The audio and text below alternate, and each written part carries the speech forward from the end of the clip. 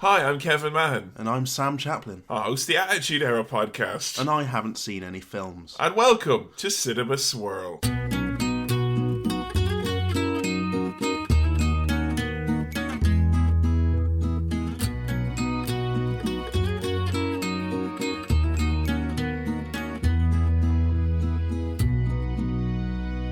Hello everyone, welcome to episode 6 of Cinema Swirl, or journey through films in Hollywood, Tinseltown, California in the United States. Hello everyone, I'm Kevin Mann, joined by my friend who's not seen any of the films except for the 5 previous episodes, and those 5 films is Sam Chaplin, my OT pairing. Hello. How are you doing? I'm good, thank you. I just realised I'm mad self-conscious that make the podcast better, improve it. I'm always trying to improve. Openings have been a bit shambolic, I found. Okay. It's usually me going, like me falling backwards through a door with breakfast in bed on a train and it falls all over me. Every week. And then it goes doo-doo, doo-doo-doo-doo. You know, it does it, yeah. This is a bit of an odd episode, episode 6. Yeah. As voted by you, the fans. We brought back the vote. Brought back the vote after last week where it was kind of like... Back by popular demand, the vote. Democracy is coming to Cinema Swirl once again. You know, it's not like real politics, is it? Where like you lose a presidential race twice, and they're gonna go, "Oh, all right," and you get to be president because they feel bad for you, which is what really happened with The Shining. In the true test to democracy in its purest sense, we're reviewing Commando. Hey. Which only got put in the swirl this week in the vote because I laughed at the name John Matrix when you said it. Well, it's not an Arnie review podcast, really. No, it's a cinema swirl. It is, yeah. And I would say, first and foremost, you know, big flashing asterisks. Commando's probably not your standard Hollywood classic. Okay. It was up against 2 big uns. I'm not trying to say we're fixing the vote. No, we're not. But I'm going to say, lads, is Lord of the Rings will be a really funny episode. Well, I don't know, it's a long film. Really funny. Or you're just saying it because you want the rest of your Sunday evening. Yeah. Like, you know, Jaws would have been good. Yeah. Jaws came very close second. Very close second, yeah. That'll be back in next week. We actually had more votes for this than any of the previous votings. Yeah. So, obviously, we had the balance between the people who are very passionate about seeing the blockbusters and those Arnie fans. Obviously came through the woodwork. And then a few Lord of the Rings people. And a few there's a few guys, like the guys voting Lord of the Rings, they were kind of like, what the hell's going on? Like, it's Lord of the Rings. Why aren't you people voting? The Hobbit obviously has put an end to it being fun to be a Lord of the Rings fan. Put a dampener on things. Or anyone caring about it. So yeah, Commando, we're going to get into it, but first of all, I thought we would do as we do. And dip into the old mailbag. Hey. The mailbag, which is buzzing, as per usual. Yeah, thank you. Thank you for sending in your questions, comments, and queries to cinemaswirl@gmail.com. That's cinemaswirl@gmail.com. Yeah, very good. We got a couple of good ones here. We got some ones as well. They're not questions, just very long, well-phrased paragraphs of compliments. Thank you. So, yeah, thanks. Thanks. But, it would be arrogant to read them out. So. Yeah, I'm just saying, it's like you kind of shoot yourself in the foot there. It's kind of like telling us, how much you've enjoyed an episode. You really should ask a question. Not going to read out a compliment on the show. This is weird, isn't it? Don't be nice, guys. Don't be nice. Kindness is cruelty, in as far as we're concerned. I got one here from Eric Johnson. It says, you've mentioned before films that you've been quite displeased with. Along the same lines, are there any movies that have affected you emotionally or even made you tear up? This is an interesting one. In for the old weepy movies. I've definitely got an answer to this, but I'd like to hear yours first, Kevin. I came very close only once. Only once? Only once. Cold-hearted Kevin Mahan. Cold eyes Kevin Mahan, Yeah. Ain't no tears in my heart. It's only blood and jizz and piss.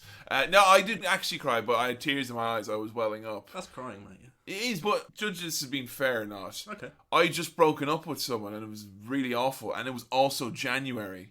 Okay. Right, and I was also visiting someone in Scotland, and it was proper cold and miserable. Okay, you got a triple whammy of emotional. Triple whammy of emotional distress. Like, yeah, we decided we were going to go see the adaptation of Cormac McCarthy's The Road.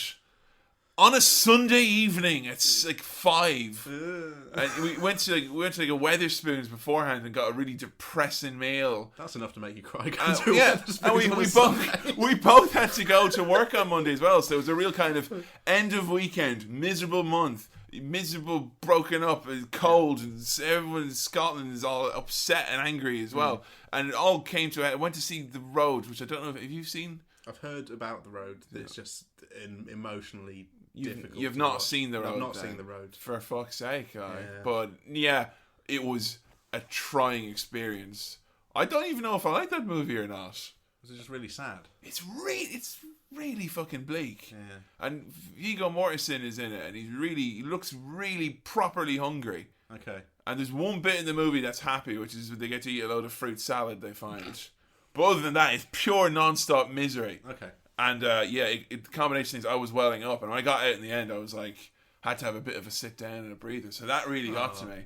Okay. But I would put forth I was in a weakened state. Like, yeah. Okay. it's like if it was Pokemon, I was paralyzed. Yeah. You know, it's fine. Men can cry. It's okay. It's fine. Yeah. No, but crying at movies is weird. Oh, I do it sometimes. Really? Yeah. Oh no, I've got a definite one which will always make me actually like cry. Oh like, shit! The first time I was like, there's tears like rolling down my face. Every time since, there's still that welling up thing. I can't watch it and not be emotional. Yeah. Right. This is Disney Pixar's Up. Right. Oh yeah. The sequence at the start. Yeah. It's there's no dialogue, but it's if you watch that and you don't cry or at least feel like you're gonna cry, you are dead inside. That's what I'd say. Well, I didn't cry because at the time when that movie came out, a girl I liked put a picture of screen cap of the open bit and they go, "Hey, he looks just like you." I'm like, "Hey, here we go." You know, ding ding. So you had kind of. So you're over there kind of crying, but I'm over there kind of nodding and saying like, "Yeah," you know. We're different people, you and I. Yeah? Make it sound like we're in the same screen. It's at the same time, like I'm looking over at you all sad. I'm like, yeah. But no, that would be my answer. Yeah, Up. Just the first 10 minutes. It's a really lovely film. I love Up. Yeah, makes you emotional throughout. But that sequence, you'll know the bit I'm talking about. It's just so. Kids go to see those movies, aren't they? Yeah. So it's not just quirky adults. No. Or it's a kids' film. People are like, they're wearing colourful socks. It's not like Fantastic Mr. Fox where no kids were. Yeah, no kids allowed. Like, I wonder if there was much crying from the children on that. That front. I think that sequence requires a bit of being a grown up to really feel upset by it. Yeah, because you're like, oh, why are you sad? Are you sad because your hospital bed is so shit? Oh, you're going to go to sleep now. That's fine. See ya. There's things that kids won't fully understand, which I'm glad of, really, because if they did, it'd be tear fest in the. True, yeah, that's true. Next question comes from Tom Downey from the 80s Picture House podcast. Great podcast. Thanks, guys.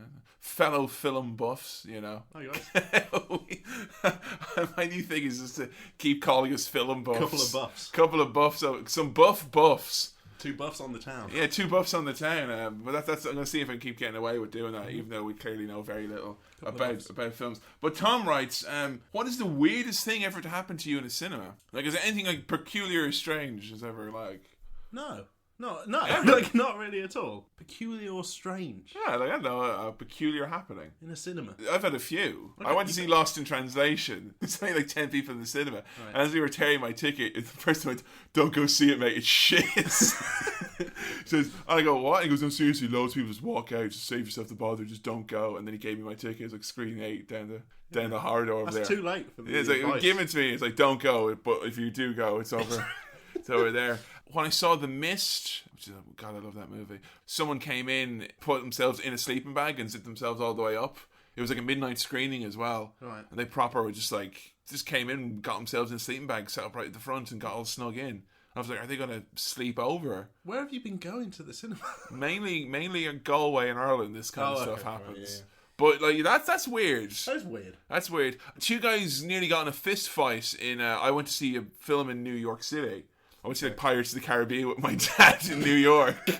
And 2 lads, like their phones went off and they have a fist fight. Like that was good because it was better than the actual movie. Hey. Oh, actually, I've just thought of something. That there was I can't remember what film it was, but throughout the entire. No, it was. We went to see Pulp Fiction anniversary screening. Awesome. But throughout the movie, there was someone down the front just talking to their friend, and everyone was obviously like. Sorry, that is the most banal, weird thing. No. Someone talks. It doesn't get like. That's not it. Can you believe the cheek of some people? Was someone talking like throughout the entire movie, and everyone was a bit like, "This is annoying." Yeah. And then like a man got up and walked towards him and said, "Can you please shut up?" And then went and sat back down. And then the movie finished. Oh, brilliant! And it was the funniest. Fucking A. So that's how long it takes for... Yeah. Where was this? It was in Nottingham. So Nottingham. So the amount of time it takes for a Nottingham liberal consensus to take over... The anger in this one man is the running time of Pulp Fiction. Like, 188 minutes. There we go. All right, time to make a scene. Reservoir Dogs, but Yeah. Same dealio. Oh, right. So before we get into Commando as well, another thing we have to mention. A lot of love recently on YouTube, our YouTube channel, which is run by Joe the intern. Yeah, we've got an intern. Joe the intern. We've become corporate. Yeah. You can join the Cinema Swirl graduate recruitment program now. Unpaid. You get to be an intern. You get to be an intern graduate recruitment consultant. And your job is to recruit other graduate recruitment consultants and just keep doing that. Like forms a pyramid in the end. Forms a pyramid in the end. You don't get paid. And there's no pay at all for the internships. But we had someone, Chris Pilkington. He did a video, didn't he? He did. Gamma and Swirl. Yeah. We saw. We'd say a little thank you for that. And Cheers, any you fine folks out there would be animators, because we've had guest animators before on the Cinema Swirl YouTube page.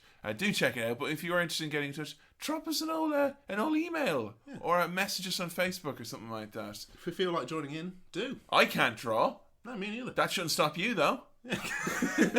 Shouldn't stop you, Kevin. I mean, come on, guys. Get it together. You know. Bit of a big week this week. Yeah. After last week, of course, where I didn't say we begged or pestered or... We encouraged you guys. Other people happened to have pestered and cajoled, and good old terms and conditions apply themselves. Pepsi Max UK. Pepsi Max UK are now following us on Twitter. And also, Maplin, who required so little persuasion. Yeah. Pepsi Max had to be like courted and cajoled. Took a lot of work. You know, there was a lot of flirting involved there. Thank you so much for all your help with that. But that was a long game. Yeah, that was a long game. Like. Maplin was like best a joke. Give us a follow, you pricks. All right, great. Yeah. Whoever's controlled the Mappin's Twitter accounts is bored clicking. He accidentally clicked follow when he was meant to be clicking another solitaire icon or something like that. Massive thanks for that. Yeah, that made me so happy. And people posted pictures of them with Pepsi Max to Pepsi Max saying, "I bought this Pepsi Max because you followed Cinema Swirl." So we're helping Pepsi Max out, which really, I mean, guys. Just saying. I mean, you don't want to be a one-way street, like. Pepsi Max, if it comes my way, I won't drink. No, wait, now hang on. There's a difference between them to sponsor us and then just giving you Pepsi. That's really what I want. All right, because this is I'm losing out here then because I don't even like Pepsi Max. Okay. But but you like electronics. I do. Oh shit! All right, yeah. I'll get all the SCART labels. Yeah. I'll get all the SCART labels from Maplin's. You can have all the fizzy pop, and we'll run this town. The only one who hasn't followed us is Kahlua. So do Kahlua have a Twitter presence? They had a UK one, but it hasn't tweeted since April. So let's go for the US one. In fairness, what is there for them to tweet about? It's nice. Have you tried us in coffee? It's grand, yeah. Yeah. With the Outshare podcast, very easy to kind of set goals. If this person can follow us or that person, Cinema Swirl. Goalposts are a bit more ill-defined. Yeah, we've gone for major brands. We went for brand loyalty. So if we can get JVC to sponsor us now and follow us on Twitter, George Lucas also as well. Oh, Arnold Schwarzenegger follows me, but not Cinema Swirl. Yeah. Well, you can direct message him. I actually might just do that. Dear Arnie. I call him A, you know. A. Hey, A. Because we're Hollywood types like that. Okay. We eat prawns from massive martini glasses at lunchtime. Commode? If Commode, I don't know if Commode follows me. I don't want him anywhere near us. Mate, if anything, I'm going to be following Commode. Follow him up the charts. To number 1. But speaking of all that Pepsi and drinks and stuff. Pepsi and drinks, as you notice, I've brought over my shoe. Okay. Because I've decided to hijack your segment. Okay. And it's now time for Pepsi Swirl.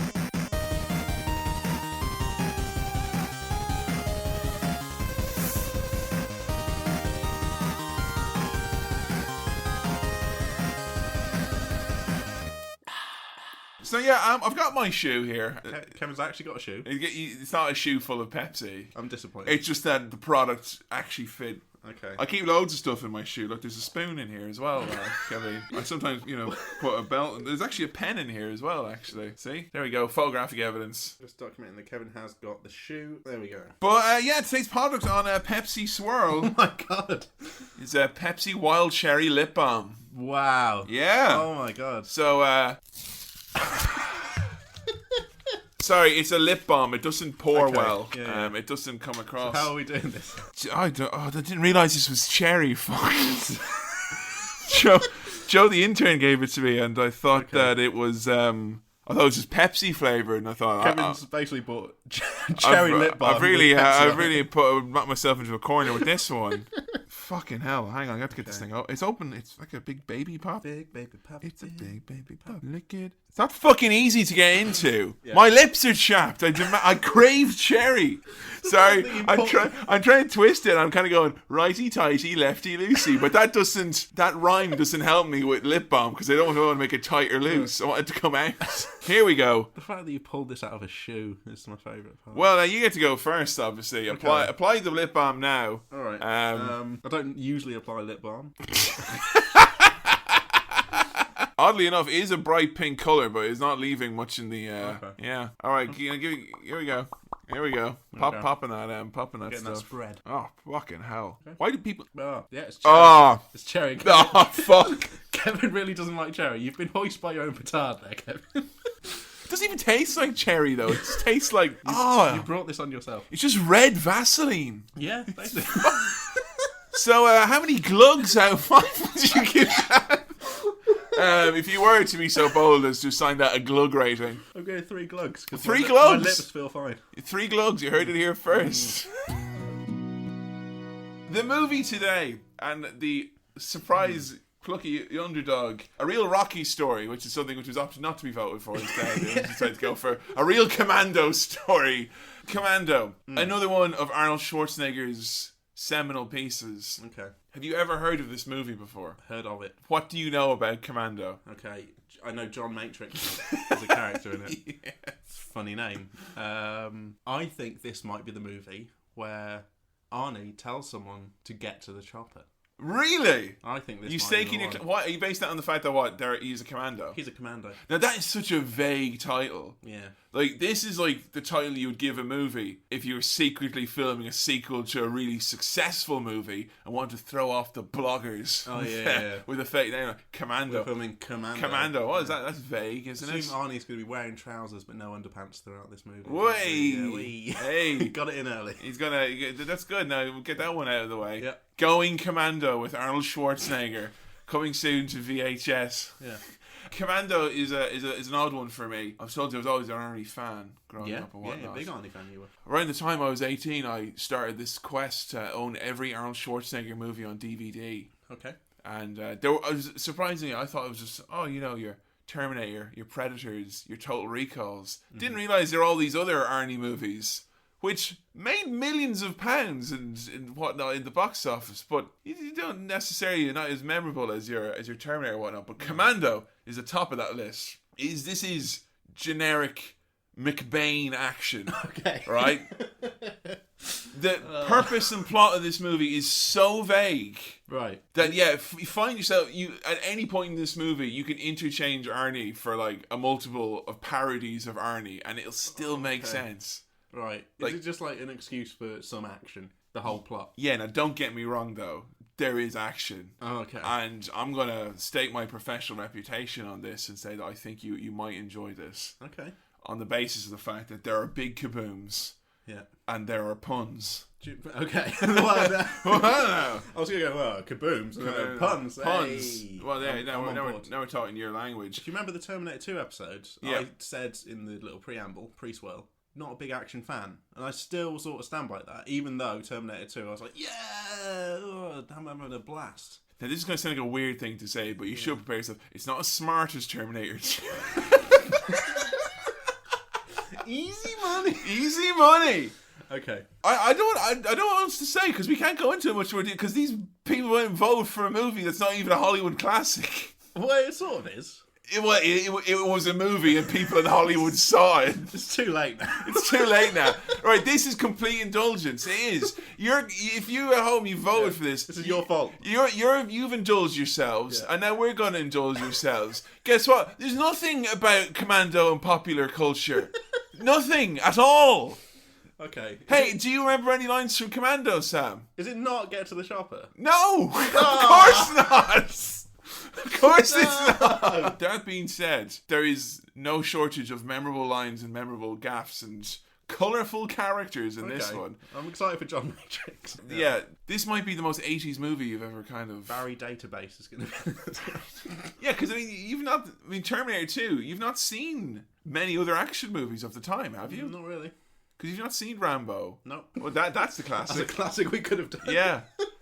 Cinema Swirl fans, give an inch, take a mile, mate. Yeah. We're going to go watch Commando now. Okay.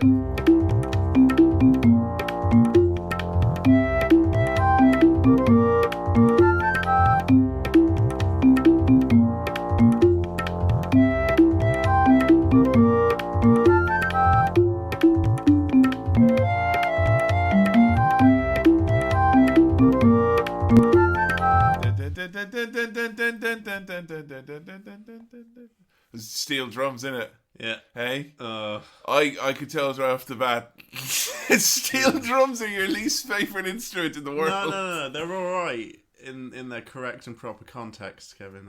Which is what? Reggae sauce adverts. Fine, we're not going to... Or an advert for Lilt. I mean, I'm trying to think of other instances where steel drums are Sandals, Jamaica. Other times they're appropriate. Let's not get too negative too quick. I don't know. I was so flabbergasted by that we were actually doing Commando. Yeah. I forgot to say beforehand. I love this movie. I don't think it's a Hollywood classic. I'm not going to go out and go like, "What, you haven't seen Commando?" You know, it never really was really like that. But it's a movie which I have seen around 50 times, and I always enjoy it immensely. Any excuse to watch Commando in my book. Initial gut reaction, Sam. It was alright, wasn't it? It was good. Yeah. The podcast only works if you're honest. It's so fucking stupid. Oh my goodness.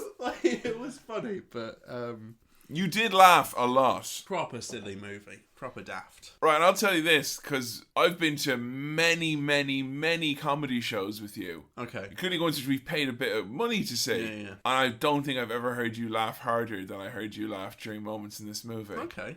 There were funny moments, yeah.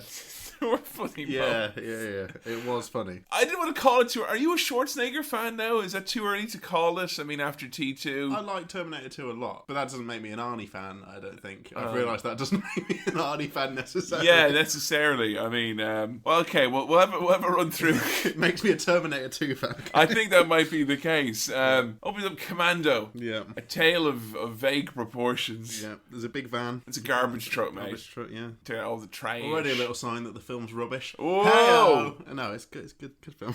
I'm worried because you know I love this movie so much. You might be resistant to say how little you enjoyed it. No, I enjoyed it for perhaps the wrong reason. Okay. Really funny.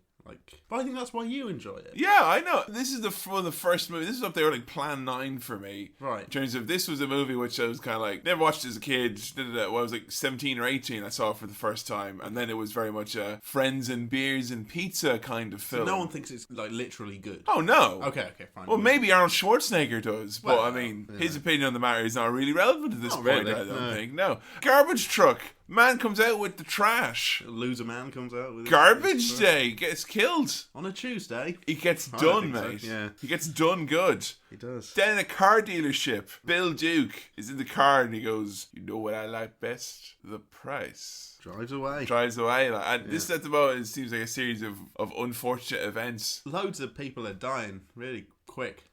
In ironic manners. Yeah. Like a man gets on a boat and the boat explodes as well. Well, no, you see a man press a big explosion button And on it's his little like, remote control boom. and it's gone. Boom. Boom. Boom. That's boom, how you boom. take care of it. Now, this is all building up, and I mean, builds up to this crescendo in the opening sequence, which is Arnold Schwarzenegger appearing. First via bicep. First by a boot. Yeah. Then sweaty bicep. than the other sweaty bicep. He's smuggling full joints of ham under his arms. He is. Yeah. And he's carrying a log, and not just like a log like you or I would carry. Big log. As in like, wow, I didn't think they made trees that big. He's carrying a tree is what he's doing with the greenery chopped off. Man. And he's got a chainsaw as well. I thought that would be kind of, not a familiar, but a pleasing sight to you. I mean, it's Arnie. Yeah. In his element. It's nice to see him again. Looking good. Yeah, he's looking good. He looks pretty strong. He's been working out, like. You should do bodybuilding or something, Arnie. When he appeared, you said, Christ all fucking mighty. Oh yeah, like, you know. And no more as quickly as he appears than the cacophony of steel drums and saxophone. Ooh. This music's go-to. There's no situation in the movie where it's like, bit of steel drums, sounds fine. Like, oh no, my daughter's been kidnapped. Yeah. But after the Cinema Swirl break music, I'm not one to criticise mixing instruments without any real care, but saxophone and steel drums I just can't. I'll pay you a comment. I imagine a lot of people on Twitter would back me up, but I think your music is better than the general ambient music in Commando. Okay. Just so you know, like. Right. Any filmmakers out there soundtrack their films, let me know. Well, I mean, like, if he had a kind of a when he was doing that instead of the steel drums, but it might have had a different impact on you. James Horner, I wrote down the name of the man responsible. He'll be getting a stern IMDbing later. Music credits. More like music crappets. Whoa. Hey now. Whoa. Arnie's he's chopping wood like a badass. Yeah. Because only, biomass is how men heat their homes. Chopping up that wood, and it's like, oh, who's gonna dare sneak up on this Commando? Yeah. With man in Commando in capital letters. Commando, yeah. Bold in a large. We see someone reflected in his axe, don't we? And it's like, who is it? Is it some bad? No, it's not. It's Jenny. Oh. His daughter. It's Chenny. Chenny. Chenny. Chenny. And the little montage of daddy-daughter time, I think made me say, this film is fucking ridiculous. That was the point. I'd never seen you laugh that much. There's two moments. There's one where she puts the ice cream in his face, yeah, where you had a look on your face which was genuinely questioning whether or not this was a parody. Yeah. And then when the two of them were with the deer, kind of going, like a little butterfly was past, like, nature, Chenny, look at the deer. But during this, there's like nice music during this, and then it kind of shifts to back to yeah. They don't use the steel drums during that bit, though, is it? No. It's all like happy, soft palette. Also, looking through the opening credits, this story was by 3 people. 3 people came up with this. They needed 3. This was originally the idea for this. Apparently, the original script was that it was meant to be like Commando was meant to be about like a guy from like say the Vietnam era or whatever it was, or World War II or what have you. Yeah. Who was like out of shape, kind of like, oh no, they've come to get me, my old unit, da da da. Yeah. And it's like, oh, it's a struggle about, the old instincts and all that. This is Arnold Schwarzenegger. Yeah. He looks like he's 25 in this, and he's like, I've been retired for many years. Like, when were you in the Marines? Yeah. When you were 10? Like, still in peak physical condition. He looks great. Nothing grinds my gears quite as much as bloody military lads with their early pensions, living up in their mansions in the woods, teaching their daughters about Sika deer. Yeah, nice house. Fucking love it. He built it himself out of logs, I imagine. Yeah, lots of nice shots inside the house as well. There's the big "I love you, Dad" on the fridge, which you made special mention for me to note down. Well, yeah, because like you know how we talked before about how emotional I got at the opening sequence of Up. Yeah, it really explained like a love story and a tragedy and such. I think this sequence was arguably tops that because you really get the impression that Arnie loves his daughter. His daughter loves him. I see a piece of heart-shaped paper that says "I love Dad." Yeah, I'm not seeing dick all in terms of a "I love Jenny" piece of heart paper. So I mean, I was gonna say that's subtle filmmaking. I think she wants to be kidnapped, man. Yeah. Top banter between Arnold Schwarzenegger and his daughter Jenny. Why don't they just call him Girl George? Be rid of it. Brilliant. Absolutely spectacular. Eats a sandwich. What's in this? You don't want to know. Right now, if I ever make you something, you ever make me something, and you go, what's in this. You don't want to know is never Not a good inappropriate. answer. I wrote that down thinking, well, that's a plot point that we're going to return to later in the... What, she poisoned his sandwich? Like, I'm off my game today. My daughter must have put something in the tuna mayo. Put spinach in it, that's why he's doing so well throughout the entire movie. Wait, can we say at the start of this film as well, Arnold Schwarzenegger is not a man who makes many mistakes in this film. And I can see why everyone is kind of frustrated, his commander and whatnot, is like that he's not still being an army man. Because he's bloody top marks at it. Yeah, he's good. He is fucking really brilliant at it. He overachieves in being a commando. I think he just wants his life with Chenny. Pointing at deers. Yeah. Eating ice cream. That's the life for him. Saying funny things like Girl George. Girl George. Instead of Boy George. Excellent. Out of nowhere, a commando copter appears. The chopper. Yeah. It's the chopper. No one got to it though. Well, no. They just arrived in it. Yeah. Slowly get off the chopper. Doesn't have the same ring to it, does it? Like, you know, could you turn down the chopper? I can't hear the conversation I'm having with my commanding officer, who informs him that all of his teammates are dead. Kirby. And Bennett. Well, Kirby sneaks up on him, doesn't he? No, sorry, Arnie sneaks up on Kirby. Kirby's the big commander man. Kirby's the commander. He's got the little, he's got the McDonald's paper hat, like...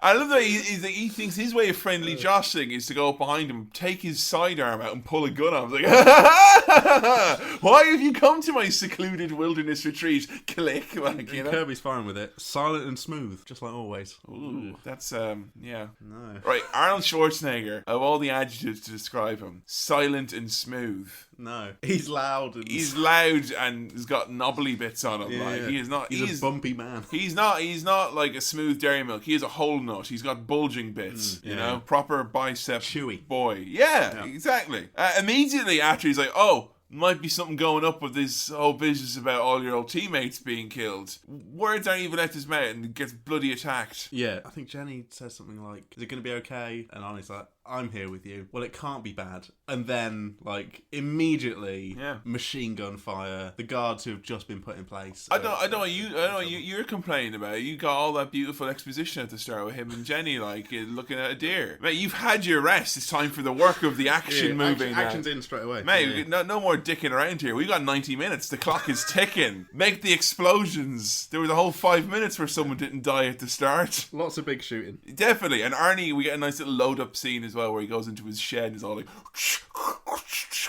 Great movie for the old gun sound effects. Yeah. Every time someone shoots, the screen goes white to really give you the impact of a gun being shot. So the plan is that these bad men who have been killing his commando squad mates, they decide to nick his daughter. And the guys are like, mellow out, man. We can't talk business with you running around with guns in people's faces. He's holding the I love you dad thing. Yeah, because he's a creep. And he's wearing like a sheepskin coat as well. And he's like, gonna tell the business. You got some business I discuss with you. You're gonna be calm, right? Wrong. And like he's got a rifle, but when he shoots it, it sounds like one of those old timey cannons that like Napoleon would fire. He explodes the man away. So he gives chase. Well, kinda. They drive off there with Chenny and looks like you're pronouncing it Chenny. Chenny. And of course Arnie's car, engine's gone in it. He snipped all the bits, haven't they? I don't know, like if you've ever been in a position like where you've had a car breakdown. Yeah. That's happened to me. Like I've been trapped before in places where I'm like, oh, car's broken down, can't go back when I'm meant to go back. Roll it down the hill. I was never like kind of come here to me now and I look at it. And I just pick it up and roll down a hill like we're grand like. Yeah, so Arnie's in this car rolling down the hill, and the guys in the other cars said something. Said, "Oh, he's coming after us with no brakes," and you heard that as he's coming after us with no grace. he's bounding down the fucking hill in a Jeep with no engine going. For a man so famously graceful. I know. Arnold Schwarzenegger, I thought he was meant to be smooth and silent. I know he's coming down here with all the grace of a rhino being smacked in the arse with a banjo.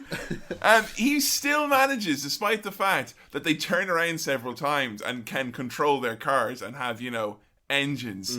He still manages to keep up with them, and he just misses them. Yeah, and then his car flips over, and if, of course, action movie rules. Well, I was going to say Grand Theft Auto rules, that if a car rolls over, it just sets on fire and blows up. I suppose new Grand Theft Auto rules, mate, if a car rolls over, just hold down the left analog stick and it'll flip right back. Bish, bash, bosh. And if you don't know that, you don't know your Grand Theft Auto, is all I'm saying, man. Matrix gets surrounded. He's just been exploded in his Jeep. He has no gun. He's surrounded by like 6 men with guns, and he still manages to put up a hell of a fight. Yeah. He disarms most of them. And then they're like, finally managed to calm him down. And who is it? Bennett. I thought you were dead. You thought wrong. Oh, mate. Ever since you had me thrown out your unit, I've been waiting to get you back. It's payday. Great. Love Bennett. Bennett, the villain of the piece. Yeah, big bastard Bennett. Big bollocks Bennett. Big belly Bennett. Fuck me. He's a big fucking fucker. I mean, come on. Before he realizes it's Bennett, it's just this massive gut with chainmail over it. Blots out the sun. And he's got his little mustache. And I was thinking throughout the whole movie who Bennett looks like. And I think I've got it perfect. You know the kind of generic baddie in Streets of Rage? Yeah. And you'll get about 5 of them all looking exactly the same. That's just what Bennett looks like. Bennett is like that. Any Irish fans listening in, looks a bit like Marty Whelan wearing chainmail. That's for you, Irish people. It's not for you, that I've not joke. seen any Irish. Bennett. We'll chat more about Bennett as we go on. Yeah. I will say, one of my favourite villains ever. Mainly because 90% of his dialogue occurs in the last 5 minutes of the movie, where they hastily try to give him a character. He's like, oh no, the timer's going out. Our team didn't build the Jenga tower quick enough. And Quick the team dialogue.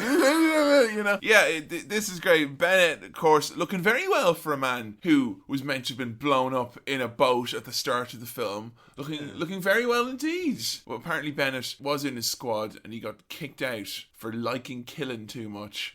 So now he wants revenge. I keep thinking he's Australian, but there is a part of me in the back of my mind that's like, now Kevin, he could be from New Zealand. Not sure. So it's laid out like this. There's an evil dictator from a country which John Matrix helped dispose of a few years back, and he's like, I want to run that country again. So can you kill the lad you put in power, please? Yeah, I've just put on he's got to kill a president or something. It's like if Obama gets murdered, then George Bush has to become president. The line of secession goes back a president. Them's the rules. Yeah. That's the 92nd Constitutional Congress is all about, sadly. And I was like, this is a daft idea. I'm not going to do it. And Bennett just pulls a knife on his daughter. Cheney, knife to the neck. Really unpleasant. For a child. They have a knife put to their neck far too many times in this movie. Yeah. Guys talking about cutting her neck. Guys threatening to cut her neck. Yeah. Still a girl. Little girl. Let the girl go. But she's tough as old boots, is Cheney. She is. She's crafty. There was during that sequence now when they're not looking at the deer playing with ice cream. Playing with ice cream. Say with a deer, putting ice cream in the deer's face, and the deer's like, what are you doing? It's all over me snout. I've got hoofs. I can't get that off. Oh dear. Oh, it's very But she's very pluggy because she saw she was doing Taibo with Matrix at one point. So Jenny can handle herself, don't you worry. So he's basically told he's got to go do it, got to go kill the president. Otherwise, sorry, your daughter is going to be killed. So then they very politely, even though they're a military organisation, decide to charter a commercial flight. There's got to be a better way. We're sending 2 blokes with you, right? No, one bloke. One guy is just there to make sure he gets on the plane. It's really sweet. It's like, look, if we don't hear from these 2, we'll be worried about you. Yeah. If you ever be like 9 or 10, your mum will hold on to your passport and boarding pass. Give me 2 rings just so I know you're there. Right? There you go. Yeah, I don't even have to pick up the phone. Yeah. Just want to know you're safe. Yeah. Before he gets on the plane, there's an important bit which I thought was very important with Bennett, and he goes, "I'll be back, Bennett." Yeah. Crossover. He says, "I'll be back" in multiple films. I think we may have mentioned that. And Bennett says, "They offered me $100,000." They offered me 100. They offered me 100 shrimps on the barbie. When I found out I could digitally do it to you, I say I'd do it for free. He's offered to do it for free. What a Burke. Yeah. What a knob is this dirty old fat bastard. He's frail. He's a frail whale, Bennett. He's got, his arms are like little, he looks like a potato with cocktail sticks put in it. Well, you know. Compared to Arnie, everyone's going to look a bit... Well, I mean, I want him to be a physical threat to Arnie, and I don't think that he looks like he might be a physical threat to the fucking 2-for-1 offering Greg's on at the moment, but not Darryl Schwarzenegger's all I'm saying. Gets on the plane. This is one of my favourite bits ever. He tells Sully, he's like, "You're a funny guy, Sully. That's why I'm going to kill your last." What accent was that? That's him. That's Arnold Schwarzenegger being coy. Oh, right, yeah. Ah, Sonny, you're a funny guy. Sully is a funny guy. He's a funny guy. Talk about funny guy, though. The real funny guy here is John Matrix himself. Yeah. Gets on the plane with the guy. He gives him the old elbow, breaks his neck, Then puts the little blanket on him. He goes, "Please excuse my friend. He's dead tired." If You delivered it so much better than I did. But I was just running through it there. You just said it. No, exactly. You weren't delivering that as a joke, but that was better than Arnie, who is so much more convincing as a robot. Yeah, oh yeah, I know. When he's meant to be a flesh and blood. He's a real man here. He's a human man. He's a man-ass man. And it's so unconvincing. And, the delivery of the jokes. It makes it funnier that it's just completely monotonous. It's strange, delivery. like. I think this is a script that could have benefited from having the emotion Arnie needed to do in italics before the lines of dialogue in the script. Like, I don't know if Arnie knows that that's funny. No, he doesn't. Like, I don't even know knows why it's funny. He's like, "Oh, my friend is very tired." This'll trick him. They don't know that he's actually dead. If you've ever been on a long haul flight with a mate, is a good bit of fun to do. I was on a 10-hour flight once with my friend, and we just took it in turns, because one of us had a little hat. Oh, he did. Just keep going, boom, put a little hat on. Yeah. Please excuse my friend, he's dead tired, That's not just a joke, he does kill him. Yeah. And he kills a man cold blood. And he goes to escape the plane, and they're like, "Whoa, you can't escape this plane." He's got a strategy here. "I'm ear sick." Well, that's fine then. Do as you will, because you feel a bit sick. Yeah, and then he escapes. Yeah. Easy. Fucking simple to get out of a plane. You're so distressed because he's hanging onto the wheel and it's flying away. I thought he was going to have to, get onto the runway. Yeah. But no, he's trying to get off in the fjord at the end. I thought it was like, he's overthinking this. He's overshooting this. He's going to have to hold on all the way. But he falls off around a good mile from the sky. He doesn't even land in straight water. He lands in, shrubbery. Yeah. And the only thing that seems to bother him is he struggles to get his blazer off as he's getting out of the water. Yeah. That puts a crimp in his day. The greatest resistance Arnie faces in this whole movie is that jacket's shoulder length. Him wading and taking a jacket off looks so funny to me. I'd say that was 10 takes and that was the best one. Most of them he probably fell over, got caught on it, Sully, meanwhile, is busy in the airport being a with big his old shit sunglasses. being a perv with his shit sunglasses, looking like an out of New York jazz musician from the 1990s. Arnie asks how long the flight is. 11 hours. So now we've got a time limit on him having to get shit done. Which is anytime he looks at his watch as well, it makes it zooms in on his face whenever he looks at the watch. Those watches that only make noise when you stare at them directly. Yeah. But yeah, Sully, being a pervert. Oh, he's a creep. Looking like he should be playing piano in a wine bar in Norwich. With his wingtip shoes and his piano tie and his jazzy blazer and his shit sunglasses. Such a shit looking little weasel. This one's called Lady in Red.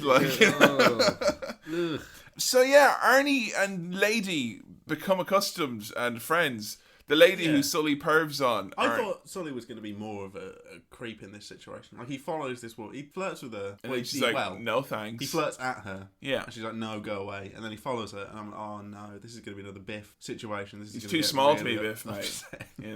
He's not got the brawn to be like that." And then he just says, "You fucking whore. Ugh. Mate, what are you?" He's well out of order. Yeah. And this after Arnie said that he was funny, and he's disproven that now. Yeah. He's not funny. That's really not hilarious.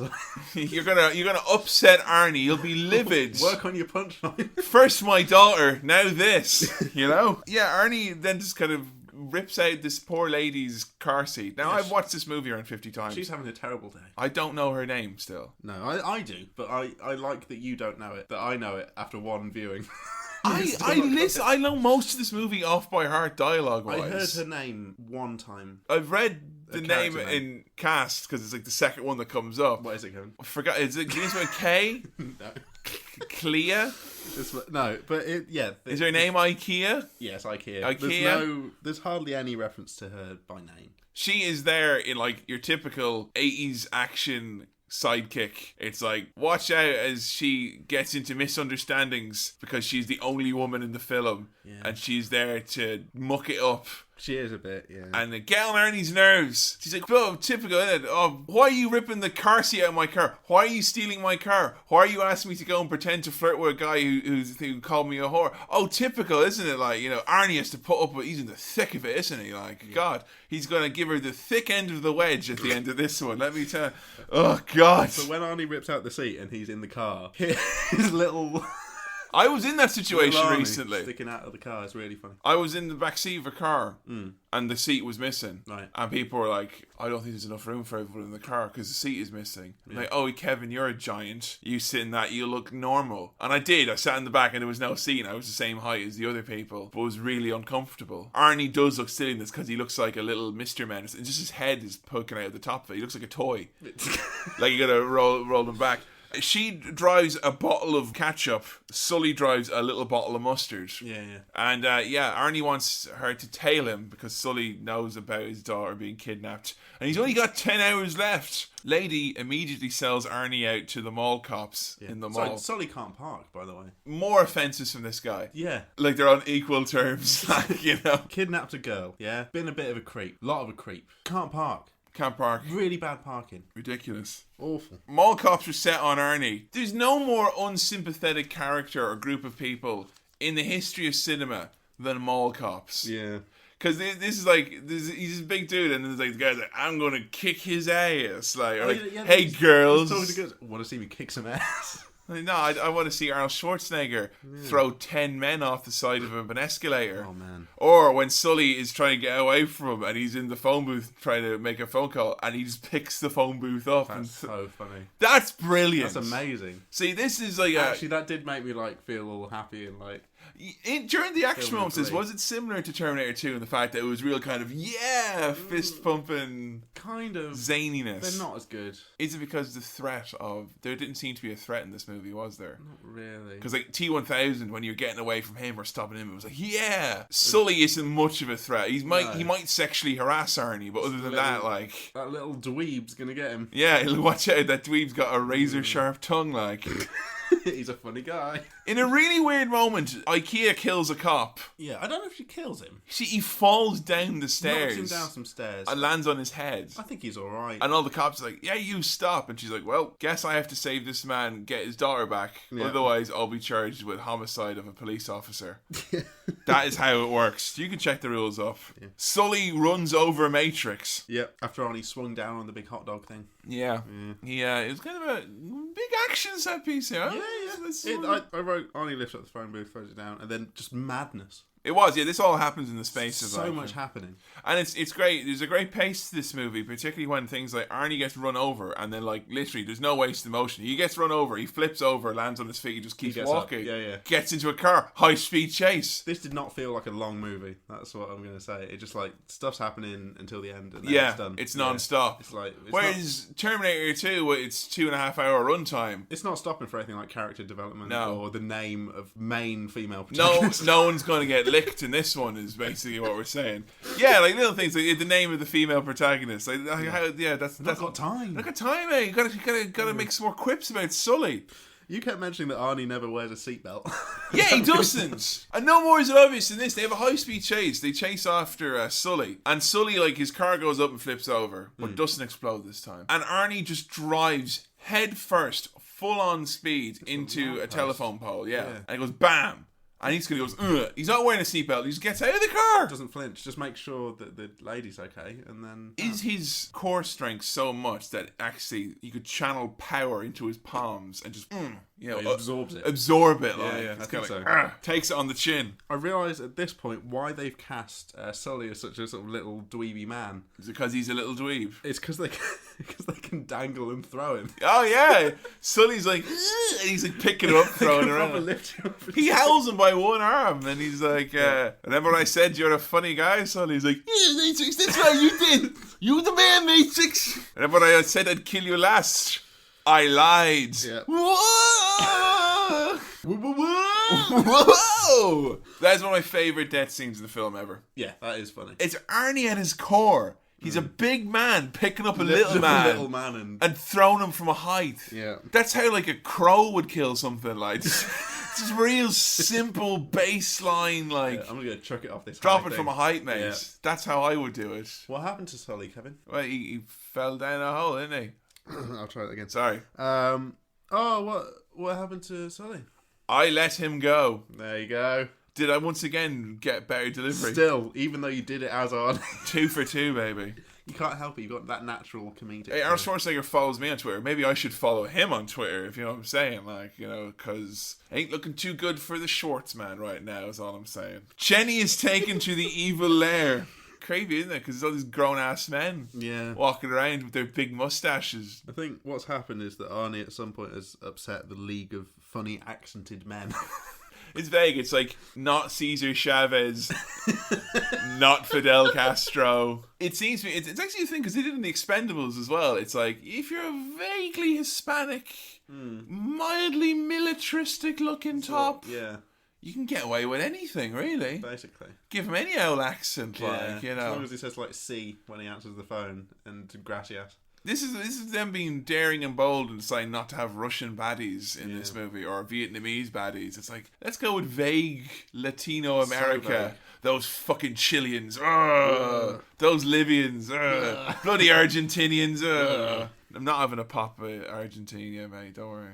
Libya, mate. Yeah. Libya, mate, yeah. Matrix and Lady go to a hotel. This is. I'm worried you didn't follow the movie. Understand, Commando. I'm worried you didn't really get the progression, because they say in such. It's like, why are we here? Oh, it's easy because we found this. Like, oh, all right. Yeah, they're always very quick in telling you why they're going someplace, just so they can get to that place and do things. Yeah. They got those keys with number 5 on them, so they went to easy. Go to the hotel. Go to number 5 because that is where they're going to find the next bit of information, the next clue on your quest. It's like a point and click game. Yeah. They go to the hotel, and then we get the fucking showdown of all showdowns as two Predator teammates square off as Arnie takes on Bill Duke. This motherfucking Green Beret is going to kick your ass. I eat Green Berets for breakfast. It's important to eat your greens. Yeah. Doctors say you should have 8 glasses of greens a day. And your berries. So I think that's...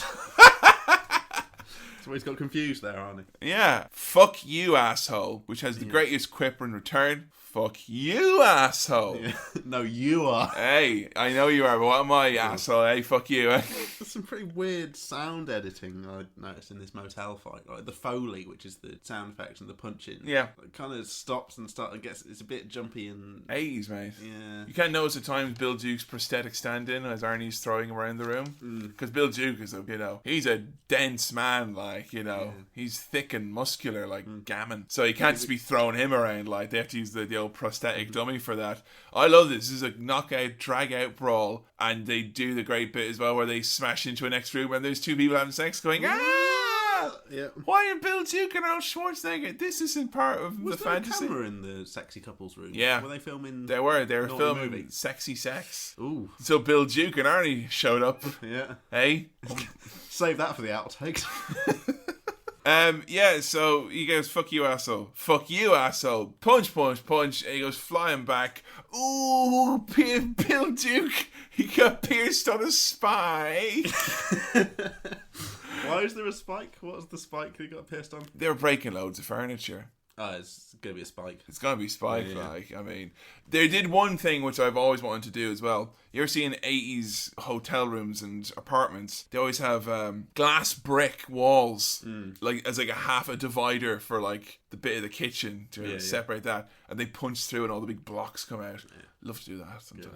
It's good, Let's go punch some walls in. Yeah, put some glass walls. Yeah. They go then to the fuel depot because they found a piece of paper that says fuel depot on it. And it's like it's following the logic and progression of a LucasArts point and click game. And it's like, oh, here's a clue what a name of a new location. Go to the location. The woman who IKEA. Yeah, she just says, "Oh, I'm getting my pilot's license and I know what this means, so we can go to this place because I know about pilot things. So this is a fuel place, planes. Also, if we need to fly a plane at any point, wonder if that'll come up. Arnie, he sure can pick 'em. He would have been up shit creek if he's got some other person. Like, what if Arnie grabbed you during this? He'd be in trouble. He wouldn't be. Yeah. I think, we can. Oh wait, no, hold on. We can get the megabus.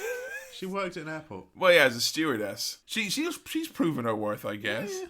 They solve the mystery and they go to the fuel depot. He sneaks through. It's like, oh, it's not a fuel depot, is it? Because there's loads of tanks here. Yeah. In California. I got a bit confused at this point, and you just said it doesn't matter. It doesn't matter. He's sneaking around a base. And he really easily gets into this base. Yeah, too easily. Too easy. Oh, this is some bloke looking at a map and he kills him. I said it was a cartographer. There's a real... Don't blame the cartographer guy. The real victims of wars. Always the cartographers, you know? They're always the first ones to go. They solved the mystery of where Jenny is being kept using, like, trigonometry. Using a ruler. They got a ruler and a set square, and they're like, oh, it's this island here. And then they're like, hey, look! The fuel depot thing matches up with this fuel, which is for an aquatic boat. Here's a photo of this exact plane. That we Hey, if they were to use a boat like this, it would take them this long to get here. And that's how long it says in this flight record. And so quick to figure this out. Look, it's a signed confession from a man who once flew this plane for this purpose, saying, I did it. I did that in that plane. So they need plane to get to this place. If only they had a pilot with them. Oh, wait a minute. Hang on. We've not 5 minutes before we established one of them as a pilot. Perfect. Back to the Future. You could learn a little thing or two from Commando. It's a little thing called pacing. So at this point, we do hear IKEA's name very briefly. Very briefly, yeah. And he shouts it. But she doesn't go, "Oh, hi, my name is," at any point, like. No. So how does he learn her name? Well, it's off camera, mate. Left on the cutting room floor. Yeah, you don't want a bit where they're getting to know each other. Well, no, we got a bit where we get to know Arnie. You just don't want to get to know who she is, apparently. Yeah. Do you want to know her name, or do you want it to? Well, yeah. Tell me at last. Cindy. Yep. As in the knockoff, the GoBots Barbie. What? There was Barbie, then there was Cindy. Oh yeah. The knockoff one. Cindy. The GoBots Barbie. Yeah. I'm trying to get that phrase take off. The GoBots Barbie. It's called Cindy. Any Cindy fans out there, you want to use the phrase GoBots Barbie? At Kevin Mahan on Twitter. I do want permission before anyone uses that phrase. Cindy, that's her name. Cindy. Yep. Cindy and Arnie, they go off to get some guns for the big mission. And in true subtle fashion, Arnie decides to break in the only way he knows how, using adjacent machinery. I love that. It drives in. They go shopping. There's no like... Oh, I'm gonna go and get this big digger thing and drive. It's just like he's in the digger. It cuts next scene. He's in there. I'm in there. I'm ploughing. Did you see the look on his face as he's doing it? Stern. He looked like he was burying his wife when he was driving that thing. Like he's had this kind of like what must be done. Like get through it. Yeah, he goes in. He steals loads of like camo pants, boots, rocket launcher, Chubba Chubs. Gets loads of batteries. Get whatever you want. Yeah. He gets loads of Swiss Army knives. Yeah. And then he just, because he knows, because he's a commando, isn't he? Every gun shop, every sporting goods and tackle shop in America, press around for a button, then the private room opens up, isn't it? Like, and there's usually one or two, there's usually Nazi memorabilia in there, or loads of guns. And fortunately, there were loads of guns this time, because Arnie's other plan, which was to scare them on the island by running after them with a really good SS hat. He was like, no, it wasn't going to really... No, that's plan B. Yeah, and we get a bit of a swerve here. Big swerve. He's locking up all his guns and he gets arrested. Yeah. And I said at this point, that's the end of the movie then. Your Love Is Like a Mountain music just plays, rolls, credits. Cue the steel drums, we're out of Cue Bennett killing a child, you know. They get out of this jam, though, pretty handily, though. Yeah. Because Cindy... drives up alongside the police, and as we know, all men are creeps. So and they kind of sounds like, "Whoa, hey, you got a woman driving a car over here. Oh, Mrs. fucking Shoes over here, huh?"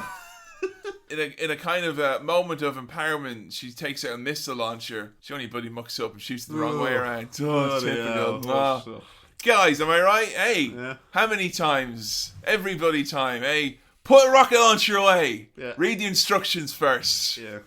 God, but again, second time's a charm. Oh, finally, she hits the rocket launcher. She kills Arnie and the policeman, and the film's over.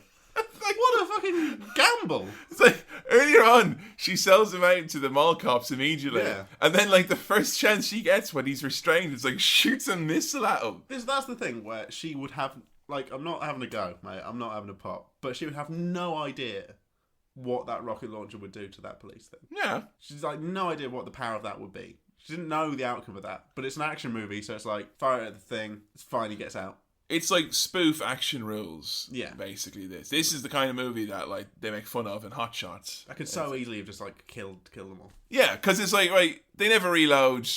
The car crashes, everything explodes. No one who has lines of dialogue who isn't a complete creep doesn't get killed immediately. Yeah. Like, hey, it's just the way these movies run. When you blow it up and it flips over, mate, the door just comes open. Yeah, get out. Movie magic. Dust yourself off, mate. Yeah, move along. Take it on the chin. Why do we fall down? To get back up, you know? That kind of thing. So they get in a boat and they fly off. The plane boat. But she's like, oh, oh, this isn't a plane, it's a plane boat. Even though earlier she's like, oh, I know that plane boat. Yeah, she's like, I hope I can fly this plane. And here's the thing, though. Arnie doesn't know how to fly a plane. She's getting her pilot's exam, and then she's in there going, I don't know what to do. What's all these This tiles? plane is older than I am. Whoa! Hey. Plane's too big for me. No time for quips, yeah? And then Arnie's People are comes shooting. in. Arnie's comes in and bops it like the Fonz. Yeah. And then there's Works track every plays. time. Works every time. Who are the people shooting? Are they just more baddies? Baddies. Yeah. It's so much like a video game where there's just baddies everywhere. Baddies in jeeps. Yeah, just firing. Bloody baddies. You know those baddies are always coming off with their automatic guns, always arriving in jeeps with a tyre on the spare wheel on the front of the bonnet. Bastards. Bloody I hate baddies. them. Bloody baddie bollocks bastards.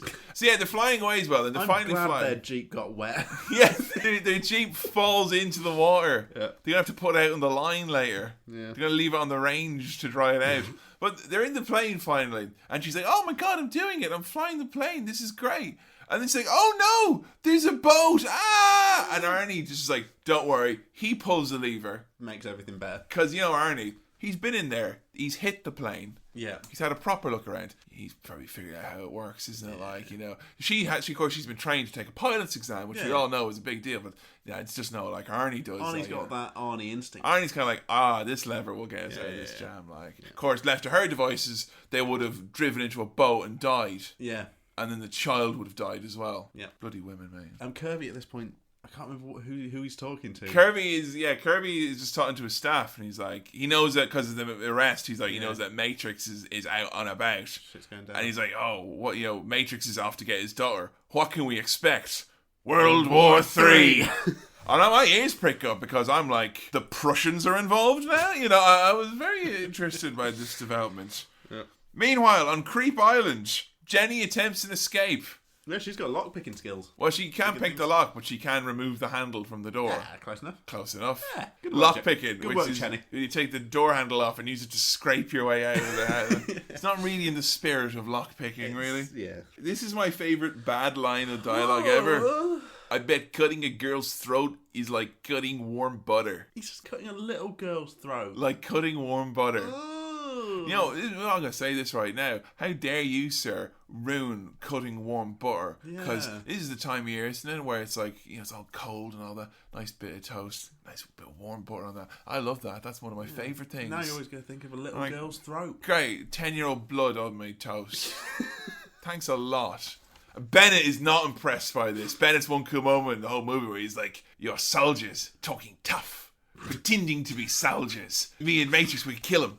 Like that. See, he respects Matrix. He does. He respects Matrix because, well, I'll run by my Cinema Swirl official fan theory a little bit. Okay. Respect for Matrix. And you're a buff. We're both buffs. Couple of buffs. We're both buffs. Yeah. We're buff boffs. Yeah. Buff boffins. Couple of boffins. Couple of boffin buffs right here, baby. What's your theory? Well, my theory is that there is deep-rooted, non-reciprocated sexual tension between Matrix and Bennett. Well, right, Bennett was like, you kicked me out of your unit. Yeah. He made a pass at his commanding officer. That's clearly what happened here. And then this whole thing where he's like, you see later on, we'll talk more about it, but like, the lust is in the eyes of Bennett. Yeah. Oh, towards the end. Yeah. Towards the end. It's a bit. My theory, the Bennett being a victim of the don't ask, don't tell policy in place at the time, in obviously Matrix's Commando unit, has come back to bite him on the rear end. Yeah. And Bennett having a chat to vaguely Spanish man, right? And he's saying, Matrix, he's going to come, he's going to bloody kill you, yeah? And the only thing between you and Matrix, and he taps his chest, but he's got a little chain on. Yeah. There's a little chain. I thought it was a little pendant. Yeah.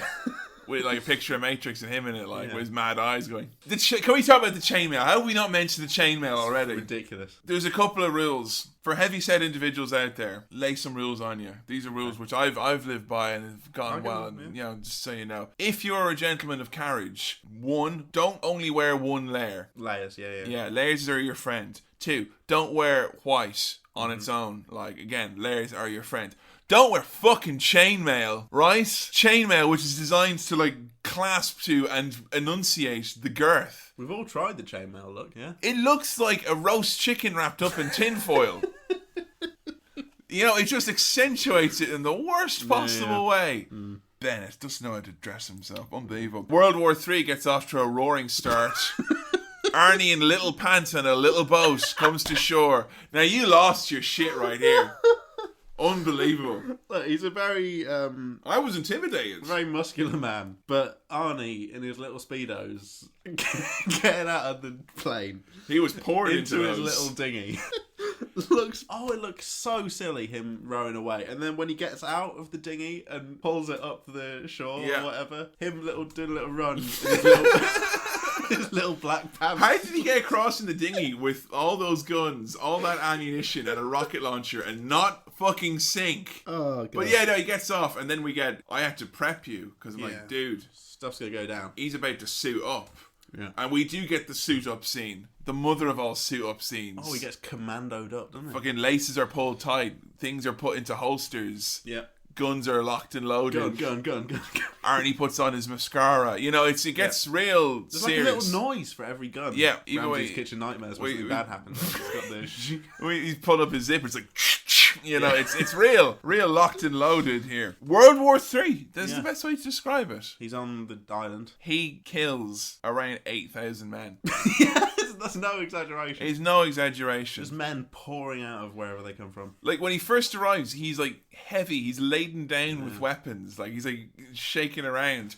He lays mortars down and blows up like all the buildings. And then anyone who comes out just eats a spray of hellfire as he just stands there going, ah, as they run into his bullets. Like, Blows up all those cardboard buildings that just... I mean, like, Bennett was right. Arnie is tearing through these. Yeah. You know? Totally. Also, some of the facial hair amongst these soldiers is really silly. Well, my theory on this one is that there's only maybe 10 or 20 extras. Yeah. But it's like, put on this silly droopy mustache or this fucking sombrero or whatever, because they're so like ridiculous stereotype. It's like, you know, silly mustaches, silly hair. They all get killed regardless. God, there's some serious killing going on here. Yeah, definitely. And Bennett is still on creepy islands. He's in like a more solid building. He's in like the keep. He's in basically. somewhere made of brick rather than... Then, I don't know, Pavlova, like the other buildings are.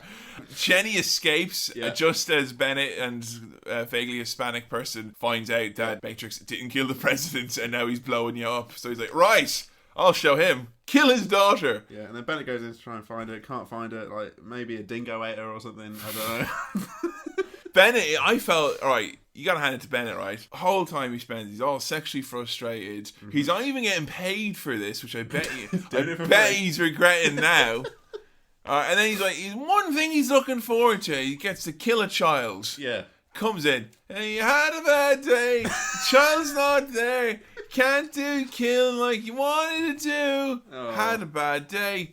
He had a rubbish day here today. Arnie gets cornered in a tool shed. It's like the one moment that Arnie suffers any damage. Yeah. Someone throws a grenade near him. He jumps up and he gets a little cut on his tummy. He takes off his thing, doesn't he, at some point? Script revisions or whatever, when they were workshopping this. 3 people. Arnie was like, you know, I really think I should have my top off in the last... Yeah. And they're like, well, you can't just take it off. And he's like, well, write it in. So that's why we get this, you know, brief, oh, it just nicked me. When he's all done up, he looks so plastic. Like, he looks like an action man. Mate, that is pure Schwarzenegger. Yeah. Just so you know. Yeah. You don't look what you're implying with... No, I'm not saying, like, he's had work done. I just mean, like, he looks exactly like a little figure of an army man. That's like because they're usually based on him, you know? It's awesome. They don't make him like Arnie anymore. He goes into this shed, and I wrote as a joke, he's going to get him with a rake.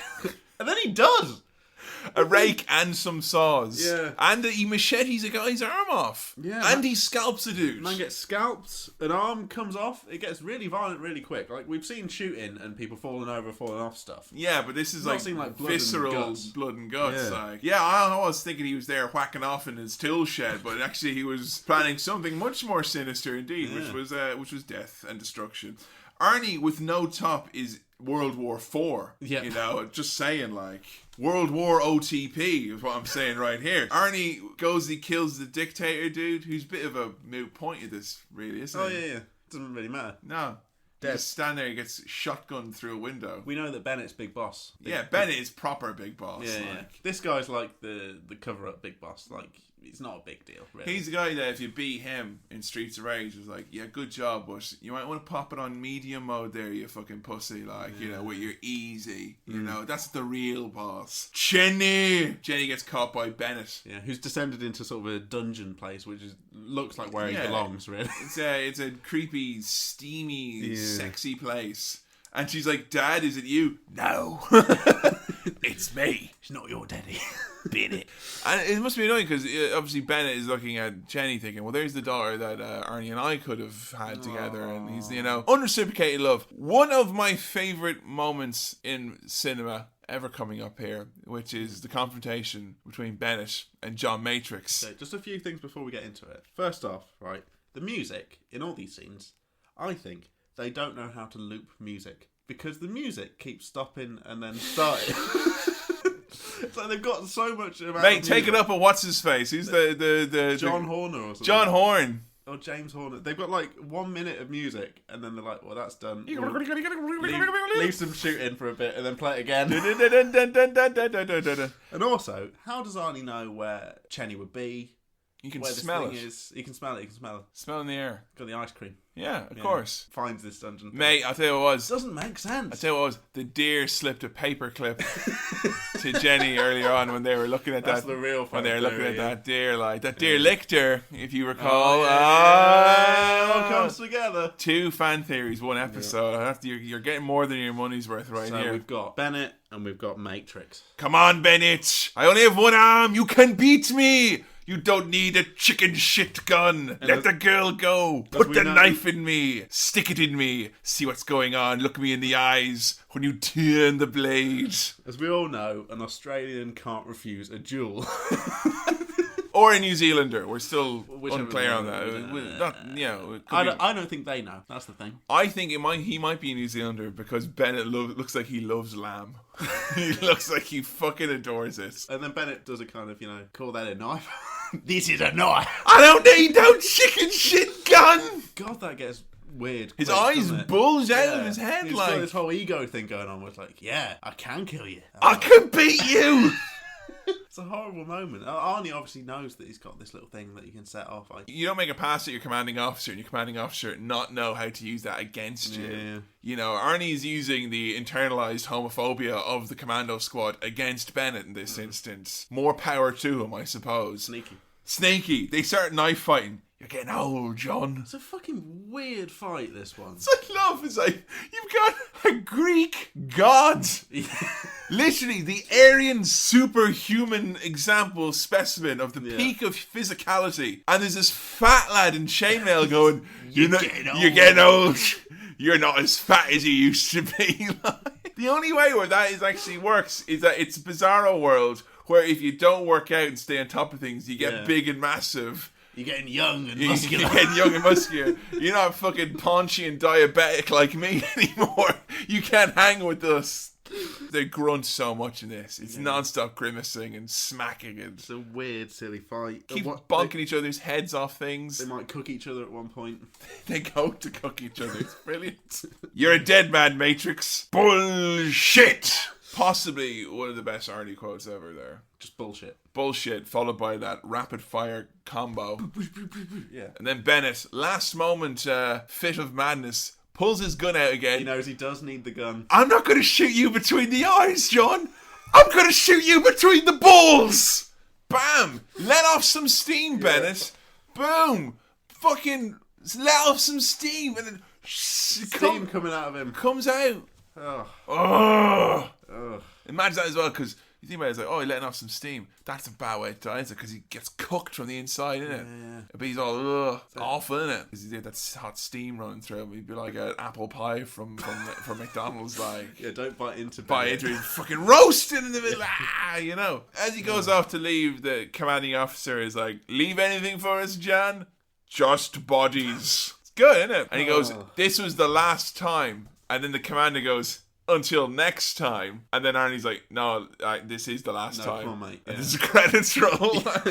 I wondered at this point, where's Mama Chenny? Where's she gone? Yeah. There's no mention that Chenny's got a mum. No. Maybe Chenny is actually the adopted child of Bennett and Matrix. But I was saying that it would be funny if Chenny's mum has her at weekends or something. Yeah. And just does like... Because we finger paint when Exactly. when it's my weekend with him. You get her kidnapped. What's that mark on her cheek? Oh, that was just an Australian man. Yeah. Don't worry. You didn't get her kidnapped again, did you? All right, lay off. He's dead, I'll have you know. I did kill him.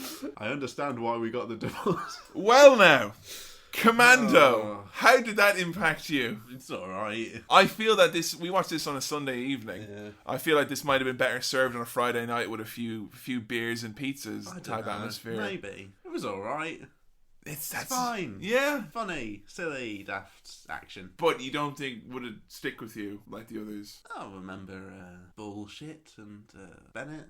This is the first time, I think, because even Back to the Future, which I had problems with, I think even because of the ending in that particularly, and just the general whole sense of it, this is the first time I feel you're not genuinely enthused about the movie at the end of it. Like, you went away from the other ones, I could always say, I could see Sam buying a Big Lebowski t-shirt, or a Star Wars thing, or, or... Terminator 2? Yeah, action movie, loved it. But this one just seems like, maybe not so...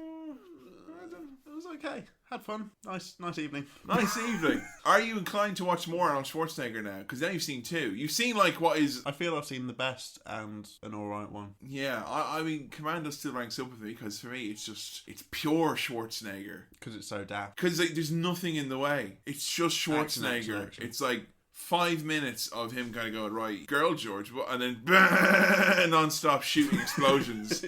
You know, I was like, oh, there's a deer, never mind, killing. Yeah. Boom, non-stop, 90 minutes, free-for-all. That's why I like it. Okay. Because a lot of the other Arnie movies, they do try to overcomplicate it at times. Yeah, and he's not a man who suits overcomplication, I don't imagine. It may have to come back after a night of drinking or whatever with friends. Like, wait, let's stick on like Terminator 2, and like 40 minutes in, you're that's like, oh, not the one you want to stick on. You want to stick on Commando. Yeah, you know that's what it's good for. It's good. It's all right. Very interested to see what you think of Predator now after this. Yeah, me too.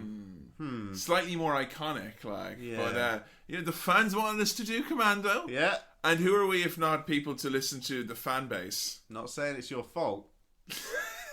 But, are you implying that they've wasted your time, mate? No, it's only 90 minutes. It's fine. If this was any longer, I think you would have had much bigger problems with this film. I probably would have felt a bit shortchanged. Yeah, because there was a point where you were kind of like very fidgety, but I'm like, there's 20 minutes left, and you're kind of like, all right, okay, it's fine. It's grand, like, enjoying things, you need to know like how much you've got. Like movies like this, you can judge them on their succinctness from the fact that from moment the baddie dies till the credits rolling, there's around 60 seconds. Yeah, actually. There's nothing to wrap up. In fairness, that I was impressed by how succinct that was. Like, Bennett's gone.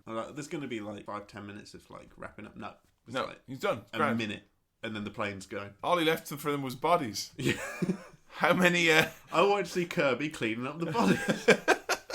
How many star wipes would you give this bad boy then? It's fun for what it's. You're ranking these up now alongside Hollywood, classics and cult classics and whatnot. 2.5 to 3. You heard it here first. Thanks for listening to another episode of Cinema Swirl, and as always, make sure you subscribe on iTunes and help us out immeasurably by leaving a rating or review. You can also find us on SoundCloud and now on Stitcher Radio as well. This episode was produced by me, Kevin, music by Sam Chaplin, and was edited by Joe Graham. Be sure to follow Cinema Swirl on Twitter @Cinema Swirl. And also be sure to check us out on Facebook.com/Cinema Swirl, where you can vote on our upcoming episodes. And if you want to send us in a question or comment for the start of the show, or just get in touch, send your emails to cinemaswirl@gmail.com. That's cinemaswirl@gmail.com. And also as well, don't forget to check out on youtube.com/cinemaswirl. We've got animations from some of our favorite parts of the show. Check it out, youtube.com/cinemaswirl.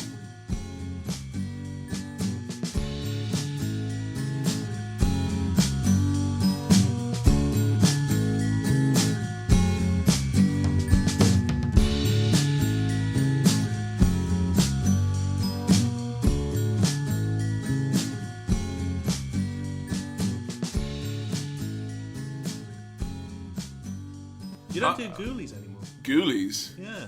What do I say instead? Cock You and don't balls. You don't do that. I haven't do. seen you do it recently. I did the last You time. didn't do a zing. I did. You do £1 cock and balls? I said £1 Willie, I think. Just sounds like a comic from the 50s. £1 Willie.